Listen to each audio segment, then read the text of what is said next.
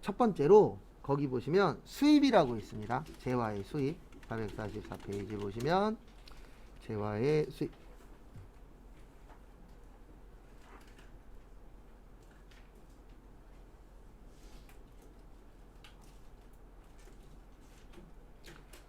그 다음에 보시면은요, 앞으로 제가 수입 나오면 두 가지 써드릴 거예요. 그래서 수입 나오면 거래처는 세관, 그 다음에 부가세만 회계천. 그래서 이 두 가지를 적어 드릴 겁니다.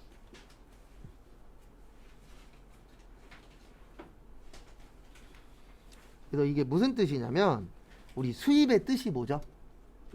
외국에서 우리나라로 들어오는 건데, 이게 어떤 문제가 있냐면은요, 외국 회사가 우리나라에서 세금계산서 발행할 수 있나요, 없나요?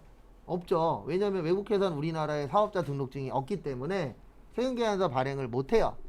근데 문제는 뭐냐면, 수입한 물건에 대해서도 세금은 내야 되거든요. 그래서 그 세금 내는 역할을 이분들이 대신해 주는 거예요, 세관에서.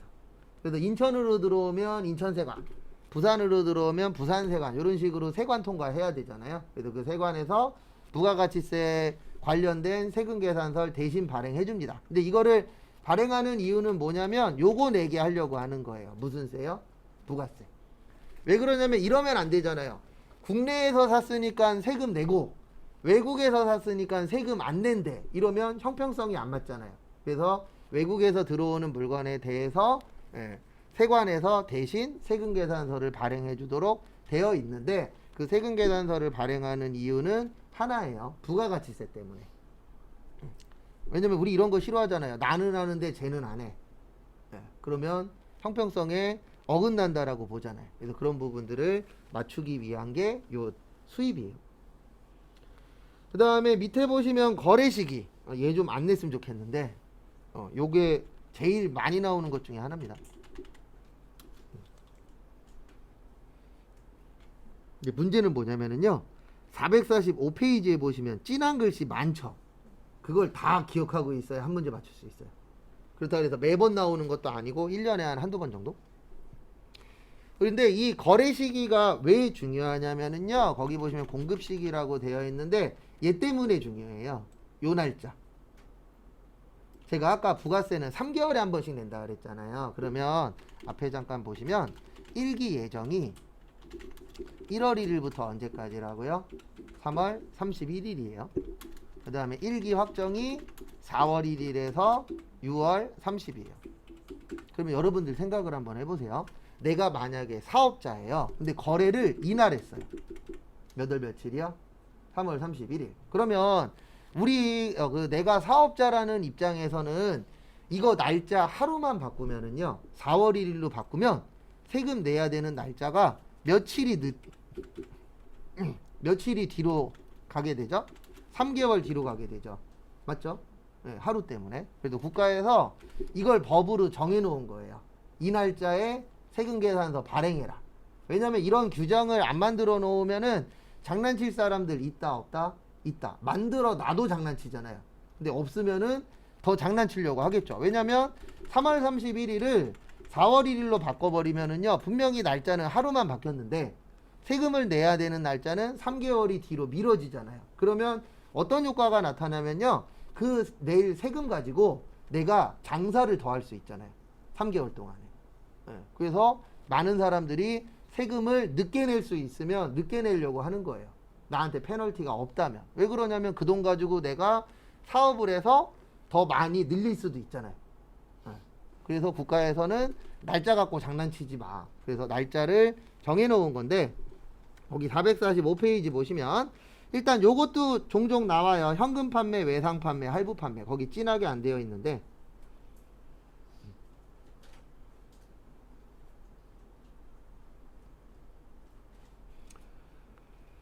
그래서 보시면은요, 저는 이거를 일반 판매라 그래요. 일반 판매 또는 뭐 일반 매출, 이렇게 표현을 합니다. 왜 그러냐면 우리 일반적으로 물건 파는 방법은 세 가지예요. 돈 주고 팔거나, 외상으로 팔거나, 아니면 할부로 팔거나. 그래서 우리 마트 가서 할 수 있는 방법은 세 가지잖아요. 돈 내고 사거나, 카드로 긁으면 외상되는 거죠. 그 다음에 카드 주면은 거기 직원분이 꼭 물어보잖아요. 몇 개월이요? 예. 그래서 2달이요, 3달이요 이런 식으로 이제 하면 할부가 되는 건데 요거는 인도 기준이에요. 일반적으로. 그러니까 우리가 물건을 받으면 내가 그 물건을 샀다. 이렇게 되는 거죠.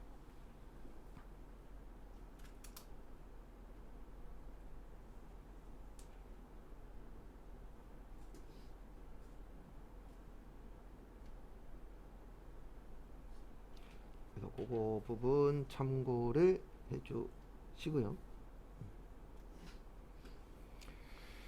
그 다음에 거기 밑에 보시면 가공이라고 있어요. 그리고 밑에 따로 빼놨구나.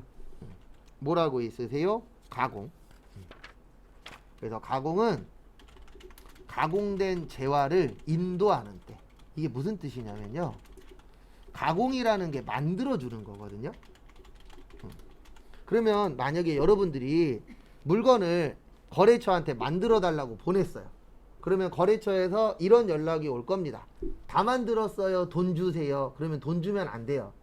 왜 안 되냐면 다 만든 거지 아직 내 눈으로 안 봤잖아요. 내 눈으로 보기 전에 돈 주면 된다 안 된다? 안 된다. 왜냐면 이거 돈 주잖아요. 그러면 나중에 이런 문제가 발생할 수 있어요. 물건을 봤는데 엉망이야. AS 해주세요. 그러면 제대로 해줘요. 돈 더 내놓으라 그래요. 일반적으로 돈 더 달라고 합니다. 이게 대한민국 사회예요. 아니신 분들도 있지만 잘못 걸리면 뭐 할 때마다 돈 주세요 돈 주세요 이런 경우가 있어요. 근데 아직 돈 안 주고 물건 먼저 받잖아요. 그러면 돈 줄 때까지 해달라 그러면 해줍니다. 예. 근데 이게 이렇게 될 수밖에 없는 게 사기꾼들이 엄청 많아요. 대한민국에. 최근에도 저기 어디였는지 지역은 기억 안 나는데 지방이에요. 지방에서 이제 좀 편하게 살려고 주택을 샀죠. 예, 샀는데 이제 봤더니 집이 엉망도 그런 엉망이 없는 거죠. 예, 뭐냐면 집문이 안 닫히고 문 닫으려고 이렇게 문을 열다 보면 형광등이랑 닫는데요. 문딩. 그럼 돼요 안 돼요? 안 되죠. 그리고 복층 구조인데 이렇게 문 열고 나가 보면은 그 복층 다리에 내 머리가 닿아요. 결론은 개판으로 지은 거죠. 근데 거기에 만약에 뭐 최근에 어쨌든 잘 양쪽에서 조율 중이라고 하는데 그런 경우들이 있어요 없어요? 있어요. 근데 돈까지 주잖아요. 그러면 뭐 고칠 때마다 고쳐드릴게요 하고선 세워라 내워라 하는 거예요. 왜냐면 그 기간이 있거든요. 고쳐줄 수 있는 기간. 그 기간 넘어가면은 안 고쳐줘도 돼요 법적으로. 그러니까 사람들이 소송 거는 거예요. 왜냐면 분명히 그 기간 안에 해결을 해야 되는데 돈 들어가니까 해결할 생각이 없어. 막 이런 것들도 많거든요. 그리고 대한민국에서 어쨌든 건설을 쪽에서 돈을 많이 번다라고 하는데 엉망인 데들도 있어요. 그래서 저기 뭐지? 하자 잡는 업체들 있잖아요. 평균 60개 나온대요. 한 집에서 그런 업체한테 맡기면 평균 50개에서 60개의 하자가 나오고요. 요번에 뉴스에 나온 집은 130개인가 나왔대요. 그러니까 평균치의 2배 이상. 그리고 그런 집들도 있다 그러더라고요. 그래서 항상 걱정되는 게 저도 나중에 어쨌든 새 집을 하나 사보는 게 목표기는 한데 문제는 내가 들어가는 집이 좋을 수도 있지만 이게 어떻게 보면 전자제품하고 똑같은 상황이거든요. 운 없이 잘못 걸리면 이상한 거 걸릴 수도 있어요. 그리고 이게 맞는 건지 틀린 건지 모르겠어요. 어쨌든 그런 경우들이 워낙 뉴스에 많이 나오니까. 그래서 요거는 가공된 재화를 받은 다음에 돈을 줘야 돼요. 그래서 가공된 재화를 인도하는데 그 다음에 저거 잘 봐두세요. 시험 문제 요거 잘 나옵니다. 폐업. 폐업은 폐업하는 때예요. 폐업 신고일이 아니고 폐업하는 때. 왜 그러냐면 폐업 신고일은 폐업해놓고 나중에 할 수도 있거든요. 왜냐면 폐업한다라고 걸어놓고 아직 폐업은 안 했어. 이럴 수도 있어요 없어요? 있죠. 그래서 폐업 신고일이 아니고 폐업하는 때예요. 그리고 문제는 요것도 잘 나와요. 자판기. 저희 시험 내시는 분은 은근 자판기 사랑하시더라고요. 그래서 무인 판매기는 현금을 인치하는 때. 이게 무슨 뜻이냐면 내가 만약에 자판기 사업을 해요. 그러면 대부분 여러 개를 하다 보니까 매일 가지는 못하잖아요. 그래서 만약에 일주일에 한 번씩 가. 그러면 가서 돈 꺼내죠. 그 꺼낸 날짜가 공급 시기가 되는 거예요. 그래서 돈 꺼냈을 때 뭐 내라? 세금 내라. 그 뜻입니다. 왜냐면 우리가 세금 내려면 뭐가 필요하죠? 돈이 필요하죠. 그래서 자판기는 돈 찾으면 그때 세금 내라. 그 다음에 거기 밑에 보시면 수출 있는데 요거는 저때 외울 거예요. 어때 외울 거냐면은요. 세무할 때 외울 거예요. 그래서 선적일 기준이에요.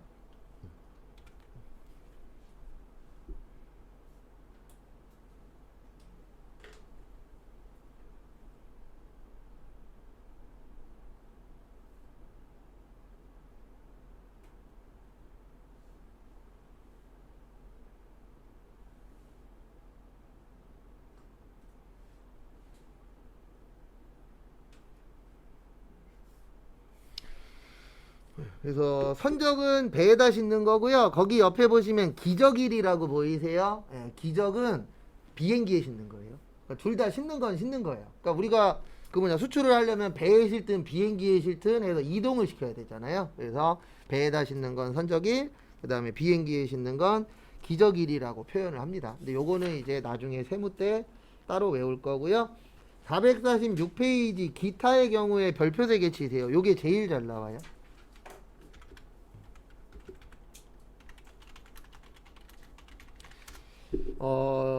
위에 거 3개가 잘 나옵니다. 계속적 공급은 잘 안 나오고 장기 할부 판매, 그 다음에 중간 지급 조건부, 그 다음에 완성도 기준 지급 거기 다 있어요. 교재. 그래서 요거는 답 먼저 써드리고 설명할게요. 각 대가의 각 부분을 받기로 한대. 거기다 밑줄 다 쳐져 있고 진한 글씨로 다 되어 있습니다.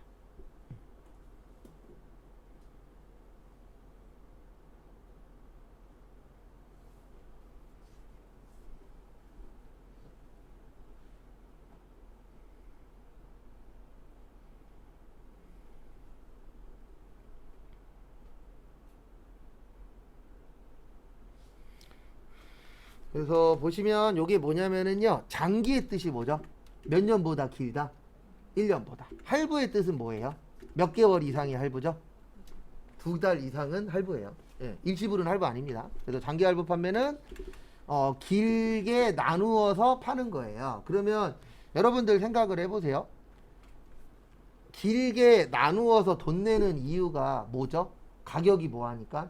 비싸니까. 설마 1,000원인데 36개월 할부할 일은 없잖아요. 맞죠? 1,000원 같은 경우에 내가 한 번에 낼 수가 있으니까. 근데 만약에 내야 되는 돈이 1,000만 원이야. 그러면 2년, 3년 이렇게 길게 할 수 있어요? 없어요? 있죠. 예. 그래서 장기 할부 판매를 하는 이유는 뭐냐면 금액이 뭐하니까? 크니까. 그 다음에 중간 지급 조건부. 이거 말 그대로 중간에 주는 거예요. 왜 한 번에 안 주고 중간에 줄까요? 금액이 뭐하니까? 크니까. 완성도 기준 지급. 이거는 뭐냐면 이런 거예요. 만약에 건물을 10억짜리를 지어요. 근데 계약금으로 2억 주고 그 다음에 30% 완성하면 3억 주고 그 다음에 70% 완성하면 3억 주고 3억 주고 그 다음에 100% 완성하면 나머지 주고 이런 식으로 건물을 지을 수도 있어요? 없어요? 있죠. 이거를 완성도 기준 지급이라 그래요. 그래도 완성이 이만큼 되면은 돈을 주겠다. 근데 이거 왜 이렇게 하죠? 가격이 뭐하니까? 비싸니까. 그리고 한 번에 다 주면은 문제가 발생합니다. 그러니까 좋은 얘기를 해드리고 싶은데 하도 사기꾼들이 많아서. 그래서 시골 가다 보면은요 이런 거 있어요. 시골 이렇게 막 가다 보면은 어떤 이제 터에 땅에 집을 짓다가 짓다가 만 것들이 있어요. 그게 대부분 사기당한 거예요. 그래서 뭐냐면 내가 이제 노후에 지방에서 편하게 살려고 집을 지어달라고 이제 건설회사한테 맡겼는데 일부분만 받고 일부 짓는 척 하다가 돈 더 받고 도망가는 거예요. 이런 일이 되게 비일비재하대요. 네. 좋은 얘기를 해드려야 되는데 제가 로또 1등 되면 좋은 얘기 해드릴게요. 근데 이 얘기는 지금 13년째 하고 있는데 안 되고 있습니다. 저하고 로또하고는 안 맞나 봐요. 4등이 얼마죠? 5만 원이죠. 예, 저는 남들 다 대봤다는 4등도 한번 대본 적이 없습니다. 지금까지 5천 원만 몇 번 대보고 5천 로또가 아닌가 봐요. 예. 최근에 법 바뀌었죠. 3등까지 비과세입니다 이제. 예, 원래 그 전에 4등까지 세금 안 냈거든요.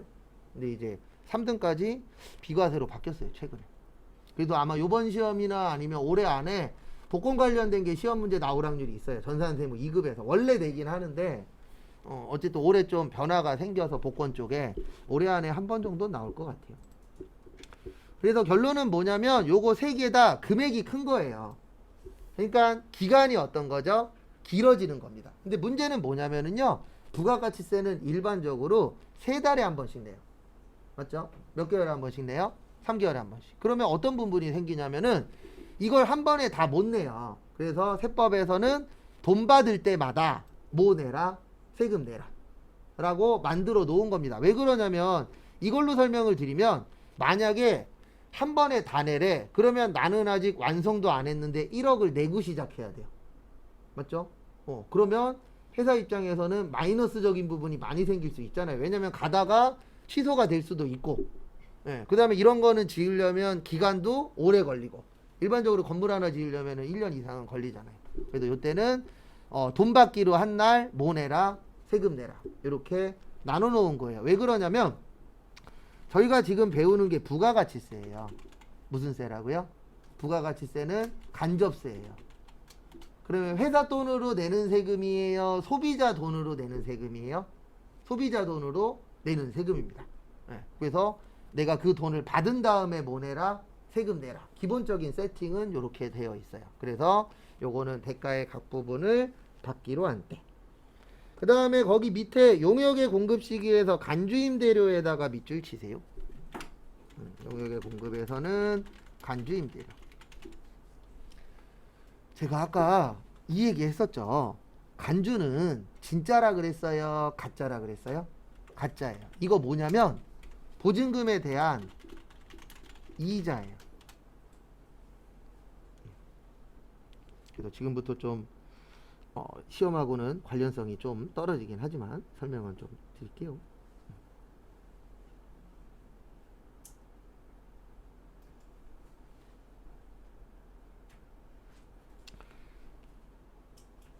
그래서 보시면 우리 그 불로소득이라는 게 있어요. 불로소득의 뜻이 뭐죠? 노동력 없이 돈 버는 겁니다. 그래서 가장 대표적인 게 뭐 이자를 받는다거나 아니면 주식을 한다거나 코인을 한다거나 부동산을 산다거나 이런 쪽을 무슨 소득이라 그래요? 불로소득이라 그래요. 그래서 이거는 노동력은 필요 없습니다. 그 대신 이거는 다 자본력이 좋아야 돼요. 다 돈으로 하는 거기 때문에. 그래도 요즘 이제 다 그런 건 아니지만 이게 비율이 올라가고 있어요. 젊으신 분들이 요 불로소득 쪽에 관심이 많습니다. 그래서 요즘에 뭐 누가 강연한다 그러면 사람이 꽉꽉 들어 차는 강연들도 늘어나고 있는데, 최근에 부동산이 떨어지면서 좀 줄어들긴 했습니다. 그래도 관심도는 많아요. 왜 그러냐면 저도 그렇고 여러분들도 그렇고 만약에 일 안 하고 돈 벌 수 있대, 할 거예요? 안 할 거예요? 하겠죠. 근데 문제는 뭐예요? 성공 확률은 낮습니다. 그리고 그 앞에서 성공했다라고 떠드는 사람들도 어떻게 운 좋아서 한두 번 성공한 거지 계속 성공하진 않아요. 왜냐면 그거 계속 성공한다 그러면 미쳤어요. 남한테 알려주게 나 혼자 다 해먹지 가 정상이잖아요. 맞죠? 그래서 이런 부분들이 이제 좀 몰리다 보니까 국가에서는 이런 거 관련돼서는 세금을 더 걷으시려고 해요. 왜냐면 이게 유행이 돼버리면요, 이런 문제가 생깁니다. 일할 사람이 없어요. 안 그래도 지금 인구도 줄어드는데 많은 분들이 이런 쪽에 관심이 많네. 그러면 다른 문제가 생기는 게 아니라 일할 사람이 안 그래도 부족한데 더 부족해집니다. 그렇다고 해서 이게 무조건 잘못됐다는 아니에요. 누군가는 이쪽으로 돈을 벌잖아요. 근데 기왕이면 그게 누구이고 싶은 거예요? 나이고 싶은 거지. 뭐 이거에 대해서 뭐 올인했다, 그런 게 잘못된 건 아닙니다. 근데 저게 문제인 거죠. 성공 확률이 낮으니까. 그래서 국가에서는 그 만약에 내가 임대 사업을 하잖아요. 건물주가 되면은 보증금에 대해서 이자 계산을 해서 세금을 더 내라고 되어 있어요. 근데 그렇게 하는 이유가 요 불로소득 관련돼서는 국가에서 세금을 더 거두려고 노력을 합니다. 왜냐면 이게 유행하는 게 절대 좋은 게 아니에요. 왜냐면 성공하는 사람들보다는 실패하는 사람들이 훨씬 더 많고, 지금도 그 상황이잖아요. 지금 얘 때문에 난리잖아요. 맞죠? 제가 장담하는데 최근에 저 아시는 변호사분 얼굴 좀 볼 일이 있어갖고 보고 왔는데, 요즘에 이것 때문에 이혼하는 사람 많대요. 주식 떨어졌잖아요. 코인도 박살났죠? 그랬고 이것 때문에 이혼하는 사람 많은데 올해는 이거 많아질 거래요. 왜냐면 작년하고 재작년에 부동산에 투자하신 분들 많잖아요. 근데 계속 올라갈 줄 알았는데 어떻게 됐죠? 지금 확 떨어지고 있죠. 그리고 이혼할 사람들 많다고. 그게 문제인 거예요. 그러니까 성공했을 때의 열매는 달콤하지만 항상 이건 알고 계셔야 돼요. 내가 얻어가는 게 많으면 잘못됐을 때에 입는 것도 어때요? 많습니다. 그래서 저 같은 경우에 그냥 조금 얻는 게 좋은 사람이라 저는 성향상. 그리고 이런 거 돈 주고 하라 그래도 못해요. 왜냐면 잠을 못 자는 스타일이라 떨어지면. 그리고 여기에 대해서 세금을 걷는데 요거는 날짜 정하기가 되게 애매해요. 왜 그러냐면 진짜예요, 가짜예요? 가짜예요. 그래도 요거는 종료일로 하라고 되어 있어요. 마지막 날짜로. 왜냐면 세금은 걷어야 돼. 근데 세금을 걷으려면 세금을 걷는 요건 중에 하나가 날짜예요. 얼마인지도 중요하지만. 그래서 날짜를 정해놓는 겁니다. 그리고 이 이자율은요, 국가에서 정해줘요. 올해는 3%입니다. 그러면 1년 내내 3%입니다. 요건 움직이진 않아요. 그리고 국가에서 올해 보증금에 대한 이자율 몇 프로로 하겠습니다. 그러면 1년 내내 그 이자로 해서 세금을 내도록 되어 있어요. 그래서 여러분들 중에서 나중에 건물주가 되시잖아요. 그러면 부가가치세가 본인이 생각한 것보다 좀 더 나올 거예요. 그게 이거예요. 간주임대료. 나중에 꼭 간주임대료 내시는 삶을 사십시오.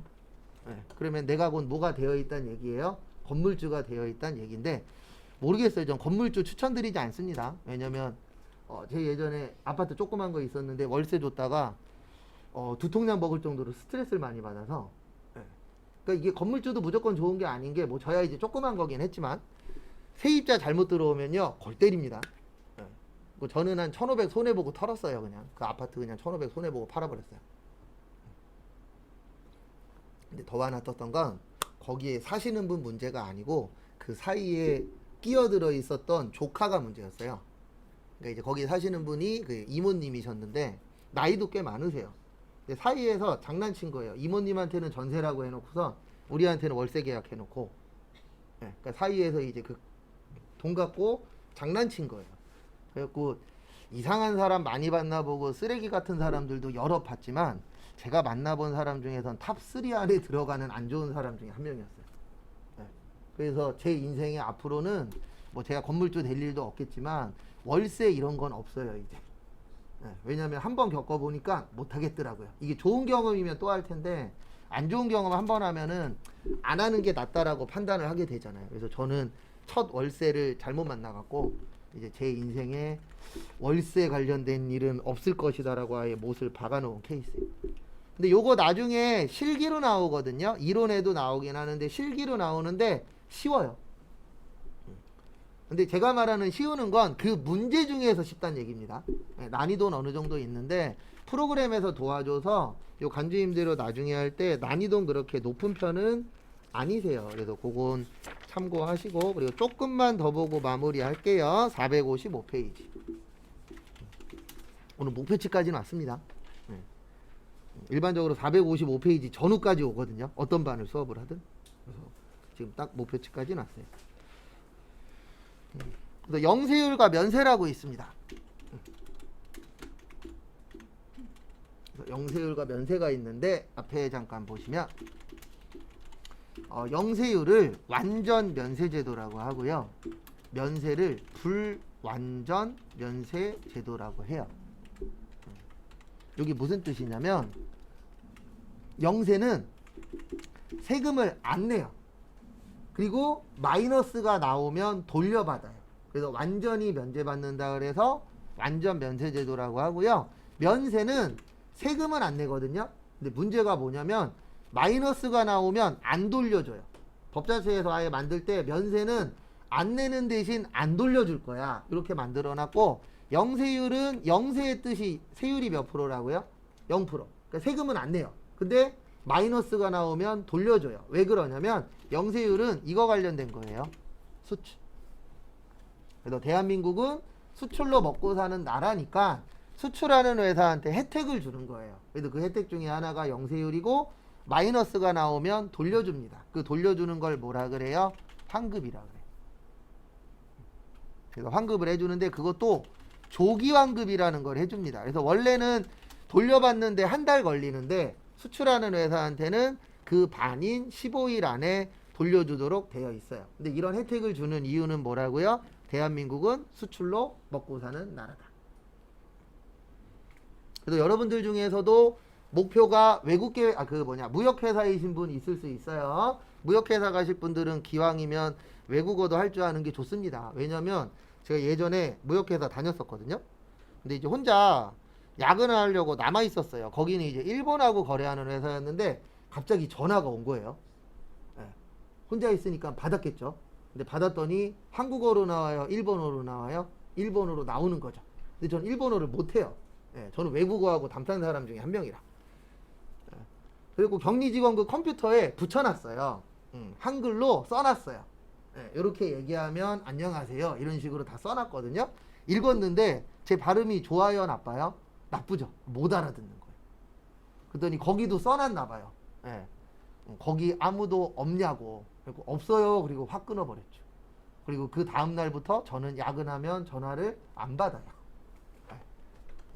근데 외국어 할 줄 알면 무역회사 들어가실 때 조금 더 유리해요. 이쪽 파트에서 일을 하시더라도 기왕이면 요즘에는 어쩔 수 없어요. 멀티를 원합니다. 그래도 요즘에 스마트 스토어 관련돼서도 쇼핑몰 관련돼서 사람들 뽑잖아요. 그러면 최근에 어쨌든 뭐 사건 사고도 있긴 있었지만 격리 파트를 뽑으면 격리 파트 하는 사람만 안 뽑아요. 격리 파트 플러스 홈페이지 관리할 사람 뭐 이런 식으로 약간 일명 멀티플레이어를 많이 원합니다. 작은 회사면 작은 회사일수록. 근데 그럴 수밖에 없는 게 인건비 싸움이라 가면 갈수록 그런 게 늘어나고 있더라고요. 그 다음에 면세는 기초생활 필수품이에요. 그리고 불완전 면세제도라고 하는 이유는 환급이 된다, 안 된다? 안 된다. 마이너스 나와도 안 돌려주도록 돼 있어요. 법 자체에서. 그래서 너는 안 내고 안 돌려줄 거야. 면세.